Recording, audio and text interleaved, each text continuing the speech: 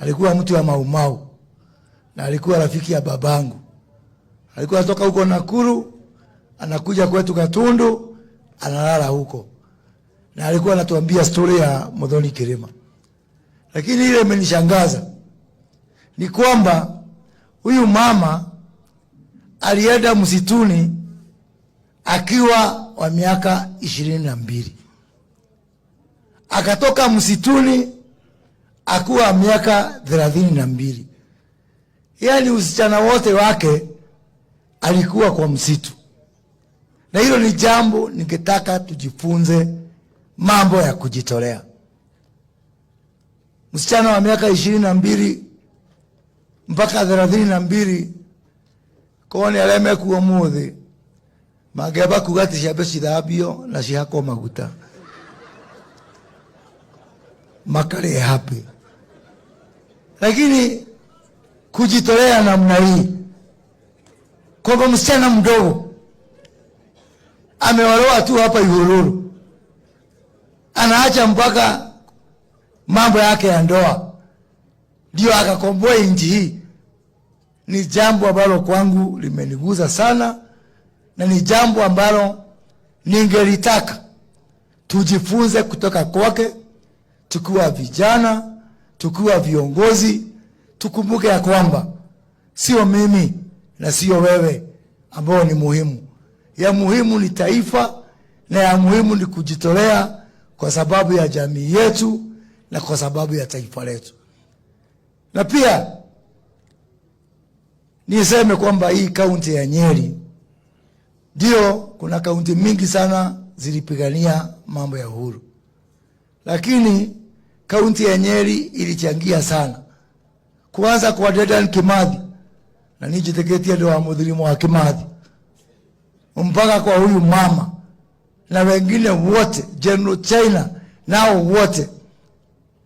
Nafikiria watu wa Nyeri walichangia mambo ya uhuru kuliko kaunti mingi sana katika taifa hili. Leo tumepata uhuru. Letu sasa ni tukue mafield marshal wa kujenga uchumi wetu, kupatia vijana kazi na kuhakikisha kwamba hawa wananchi wameweka pesa kwa mfuko.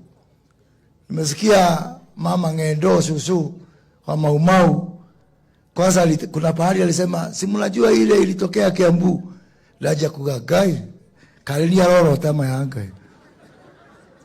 Lakini mimi nikukumbushe kwa wale wanaanza kufikiria ni sisi wa Kiambu. Huko Kiambu niwapatie mfano, constituency inaitwa Kikuyu.